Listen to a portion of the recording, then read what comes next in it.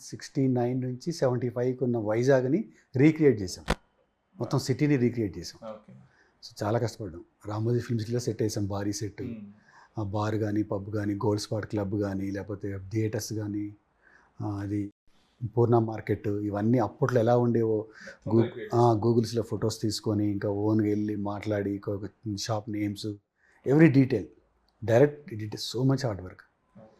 చాలా information gather చేసుకున్నాడు. అంటే అతను ఈ స్టోరీ ఎప్పుడో రాసుకున్నాడు, 6-7 years బ్యాకే రాసుకున్నాడు. నాకు 2 years బ్యాక్ చెప్పాడు. బ్రాకెట్ అప్పుడు దాని పేరు, బ్రాకెట్. ఫస్ట్ బ్రాకెట్ అక్కడి నుంచి మట్కా, బ్రాకెట్ నుంచి మట్కా అనేది యాక్చువల్ గేమ్ పేరు నుంచి మట్కా.